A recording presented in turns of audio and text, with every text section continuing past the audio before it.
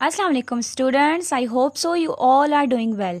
Last time हमने human digestive system का part number 1 पढ़ा था, जिसमें हमने इंट्रोडक्शन जस्ट के डाइजेस्टिव सिस्टम होता क्या है, एलिमेंट्री कैनाल क्या है, या फिर जो एसेसरी पार्ट्स हैं डाइजेस्टिव सिस्टम के वो कौन से हैं ये पढ़ा था। तो अब हम डिटेल में ऑर्गन बाय ऑर्गन प्रोसेस करते हुए पूरे सिस्टम को आज पढ़ेंगे कि डाइजेस्टिव सिस्टम क्या है। लेट मी रिकॉल यू कि डाइजेशन एक ऐसा प्रोसेस है जिसमें खाने को इतना तोड़ा जाता है कि वो बॉडी के हर सेल तक पहुंचे। ठीक है, उसके बाद हमने पढ़ा था कि जो डाइजेस्टिव सिस्टम है वो 2 पार्ट्स पे डिपेंड करता है। एक तो एलिमेंट्री कैनाल जो एक कंटिन्यूअस ट्यूब है जो आपके माउथ से लेकर आपके एनस तक है, और दूसरा जो थे वो एसेसरी पार्ट्स थे जो एलिमेंट्री कैनाल का हिस्सा नहीं है पर डाइजेस्टिव सिस्टम का हिस्सा ज़रूर है। तो ये डायग्राम आपके सामने है। सबसे पहले जो डाइजेशन है वो माउथ से स्टार्ट होती है, माउथ से होती हुई जो है उसके बाद oesophagus, then is your stomach, then small intestine, then large intestine, then is your anus. पर यहाँ पे आपको एसेसरी ऑर्गन्स भी नजर आएंगे जो जैसे कि लिवर, गाल ब्लेडर और पेनक्रियाज, वो पार्ट्स हैं जो मतलब एलिमेंट्री कैनाल का तो हिस्सा नहीं है पर डाइजेस्टिव ट्रैक्ट का हिस्सा जरूर है। Yes students, these are the steps of digestion in human. ये वो स्टेप्स हैं जिनके जरिए ह्यूमंस में डाइजेशन प्रोसीड होती है। तो टोटल 7 स्टेप्स हैं। Number 1 is ingestion, after that is propulsion, mechanical digestion, segmentation, chemical digestion, absorption and egestion. I'm repeating.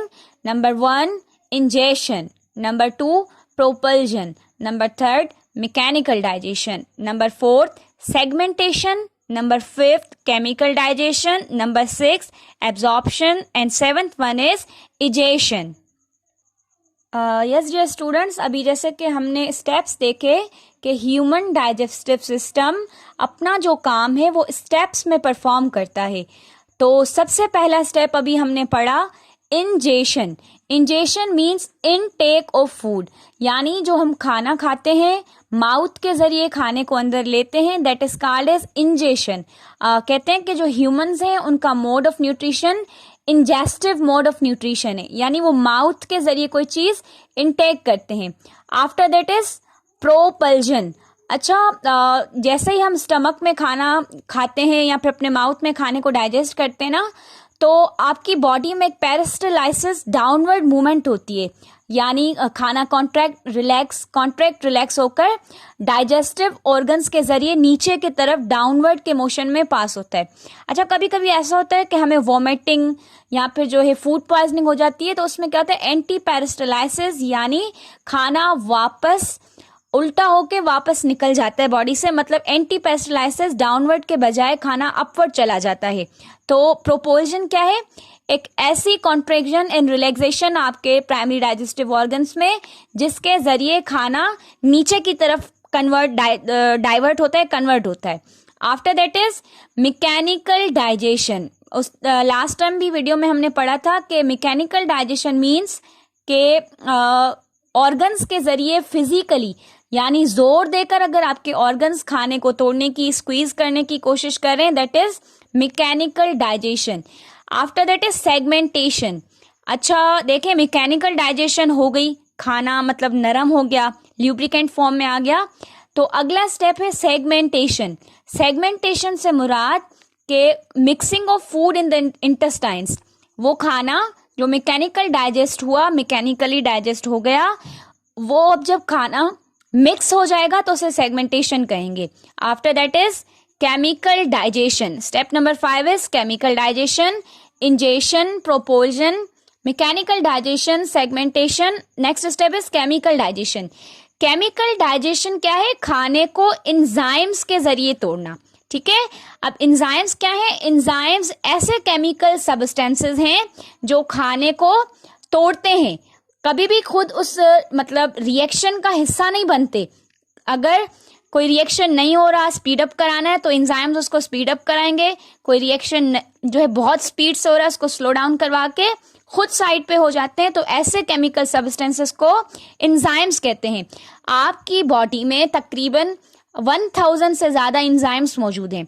After that is absorption. Absorption means देखें, जो खाना हमने खाया उसमें से काम की चीज़ को, जैसे कार्बोहाइड्रेट्स, प्रोटीन्स, लिपिड्स, इन सब चीज़ों को डाइजेस्ट करना, अपने अंदर मतलब ब्लड में शामिल कराना, क्योंकि पहले खाना जो टूटेगा वो पहले सेल के ज़रिए सेल तक पहुंचने से पहले ब्लड तक पहुंचेगा, ब्लड फिर उसको लेके जाएगा सेल तक। देन इज इजेशन, यानी जो खाना आपने खाया वेस्ट मटेरियल को बॉडी से बाहर निकालने को इजेशन कहते हैं। ओके, चलें अब स्टार्ट करते हैं कि डाइजेशन होती कैसे। तो सबसे पहले मैं आपको बताती चलूं कि जो डाइजेशन है वो आपके माउथ से स्टार्ट होती है। इस माउथ को, यानी जो अपर जा और जो लोअर जा है, इसके बीच में जितना भी एरिया है इसे माउथ या फिर ओरल कैविटी कहा जाता है। अच्छा, काफ़ी बच्चों का ना मिसकॉन्सेप्ट होता है कि जो डाइजेशन है वो स्टमक में होती है। नहीं, ऐसा बिल्कुल भी नहीं है। डाइजेशन आपके माउथ से स्टार्ट हो जाती है और माउथ में दोनों किस्म की डाइजेशन होती है, mechanical and chemical digestion. Mechanical digestion आपके टीथ करते हैं, यानी देखें आपके माउथ में डिफरेंट टाइप्स के टीथ मौजूद होते हैं, इंसिजर्स, केनाइन्स, मोलर्स, प्री मोलर्स। वो क्या करते हैं, कुछ का काम होता है खाने को पकड़ना, टीयर करना, ग्राइंड करना और च्यू करना, मेस्टिकेट करना, खाने को तोड़ना, ल्यूब्रिकेंट फॉर्म में लाना। अब क्या कह रहे हैं, जब मैकेनिकल डाइजेशन हो जाती है तो केमिकल डाइजेशन कौन करता है, आपकी सलाइवा। आपके खाने में जितने भी जर्म्स मौजूद होते हैं, डस्ट पार्टिकल्स, उनको डिस्ट्रॉय करना सलाइवा का काम है। उसके अलावा जो चीज़ आपके माउथ में डाइजेस्ट होती है ना, दैट इज कार्बोहाइड्रेट। और कौन से एंजाइम के जरिए, अमाइलेज एंजाइम उसको डाइजेस्ट करके स्मॉलर यूनिट्स में तोड़ता है। जी, मैं रिकॉल करवाती चलूं कि आपके माउथ में मैकेनिकल डाइजेशन टीथ करते हैं और केमिकल डाइजेशन सलाइवा के थ्रू होती है। अब जो है खाना मतलब इस हालत में आ जाता है कि उसे स्वॉलो किया जा सके, निगला जा सके। ठीक है, अब जो खाना जो ल्यूब्रिकेट फॉर्म में आ गया, दैट बिकम्स बॉलस। उसे क्या कहेंगे, bolus. That is not a food particle more. अब हम उसे क्या कहेंगे, that is called as bolus. That is called as bolus. अच्छा, उसके बाद जो है माउथ के बाद आपका जो खाना है वो पास होकर जाता है ट्यूब में। एक पैसेज है, एक रास्ता है, एक ट्यूब है जिसे एसोफेगस कहा जाता है। उसका काम डाइजेशन करवाना नहीं है। माउथ से खाना, वो बोलस जो माउथ ने उसको प्रोसेस किया फर्दर, अब वो खाना एसोफेगस के जरिए होता हुआ प्रोपल्जन करते हुए आपके स्टमक में जाके गिरेगा। जैसे कि मैंने आपको कहा कि जो आपका डाइजेस्टिव ट्रैक्ट है या एलिमेंट्री कैनाल है वो एक कंटिन्यूअस ट्यूब है।